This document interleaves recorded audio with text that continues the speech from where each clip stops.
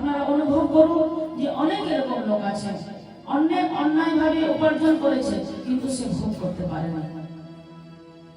তো বলছেন আপন ইচ্ছায় জীব কোটি বাঞ্ছা করে, কৃষ্ণের যে ইচ্ছা সেই ফল হয়। তো অসুর তখন নিয়ে তো চলে গেল, কিন্তু সূর্য আর চন্দ্র একজন নিচে আর একজন উপরে একদম ঢাকনার মতন ওই কলসের মধ্যে টাইট হয়ে থাকলেন, যাতে ভাণ্ডটা পড়ে ভেঙে ফেটে না যায়। যেভাবে তারা সেইভাবে তারা টাইট হয়ে থাকলেন। আর সেই কলস যে যত বড় অসুর সে ছিনিয়ে নিয়ে চলে গেল। অসুরদের নিয়ম তারা ভাগাভাগি করে খেতে জানে না, যে যত শক্তিশালী সে ছিনিয়ে নিয়ে চলে গেল। বলে নামতাম নামতাম তুই দাঁড়া, আগে আমি খাবো।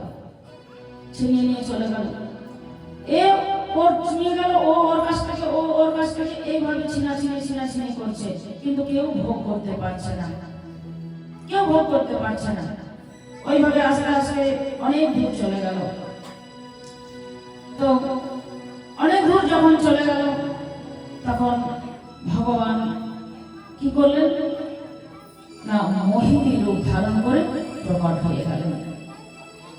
দেখুন ভগবান কখন মোহিনী রূপ ধারণ করেন? যখন অসুরদেরকে বাগে আনা যায় না।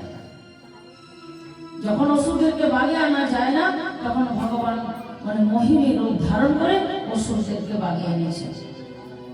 তো ভগবান মোহিনী রূপ ধারণ করে আর আকাশের মধ্যে বিচরণ করতে লাগলেন, দুই হাতে দুটো বল নিয়ে, আর ছোড়াছড়ি করতে করতে আপন মনে চলে যাচ্ছে, আপন মনে চলে যাচ্ছে। অসুররা দেখতে পেয়ে গেলেন, অসুরদের নজরে পড়ে গেল। যেই অসুরদের নজরে পড়ে গেল, অসুররা দেখছেন বাবা এত সুন্দর নারী, এত সুন্দর রূপ, এত সুন্দর যৌবন, এরকম নারী তো আমরা কখনো কোথাও দেখিনি। মনে হচ্ছে যেন আমাদের ভাগ্য বিধাতা। অসুররা বললেন হে দেবী আপনি কে?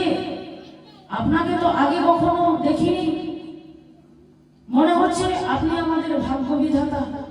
হে দেবী দেখুন না, আমরা ভাই ভাই পরস্পর মিলে এই অমৃতটা উৎপন্ন করেছি অনেক কষ্ট করে, কিন্তু এখন আমরা ভাগাভাগি করে খেতে পারছি না, আপনি যদি একটু ভাগ করে দেন। আর দেখুন আপনি যদি একটু ভাগ করে দেন। আর তো মোহিনী বলছেন যে হে অসুরগণ, তোমরা তো শিক্ষিত, বলবান,